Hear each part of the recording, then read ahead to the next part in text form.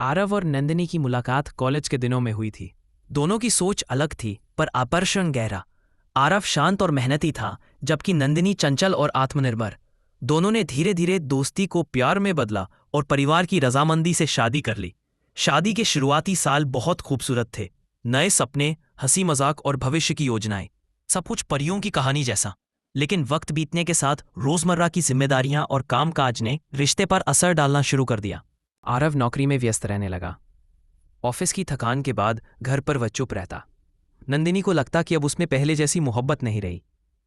नंदिनी अपनी भावनाएं व्यक्त करती तो आरव को लगता कि वह शिकायतें कर रही है।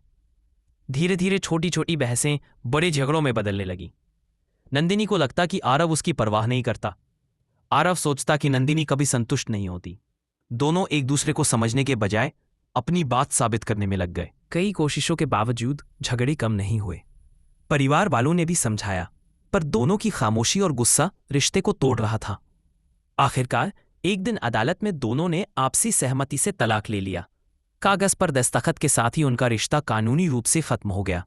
नंदिनी ने जाते जाते कहा, हम दोनों ने साथ जीने का सपना देखा था, लेकिन शायद किस्मत को मंजूर नहीं था। आरव चुपचाप खड़ा रहा, लेकिन उसकी आंखों में पछतावा साफ दिख रहा था। तलाक के बाद दोनों अपनी अपनी दुनिया में लौट गए। नंदिनी ने नौकरी पर ध्यान दिया और खुद को मजबूत बनाने का निश्चय किया। आरव अकेलेपन से जूझता रहा। घर लौटकर खाली कमरा उसे उसकी गलतियों की याद दिलाता। समय बीतता गया, पर दोनों के दिल में कहीं न कहीं एक दूसरे की यादें ताज़ा रहीं। 2 साल बाद एक सामाजिक कार्यक्रम में उनकी अचानक मुलाकात हुई। नंदिनी और आरव एक दूसरे को देखकर मुस्कुरा तो दिए, लेकिन शब्द गले में अटक गए। दोनों ने महसूस किया कि तलाक ने शरीर को अलग किया है, पर दिल में यादें अब भी जिंदा है। नंदिनी ने धीरे से कहा, वे फिर से साथ नहीं आए, लेकिन इस मुलाकात ने दोनों को सिखाया कि रिश्तों में संवाद, धैर्य और समझदारी सबसे बड़ी कुंजी है।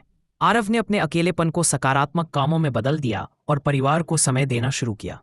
नंदिनी ने भी अपने जीवन को नए आत्मविश्वास के साथ आगे बढ़ाया। दोनों जानते थे कि उनकी कहानी अधूरी है, पर इस अधूरेपन ने ही उन्हें यह सीख दी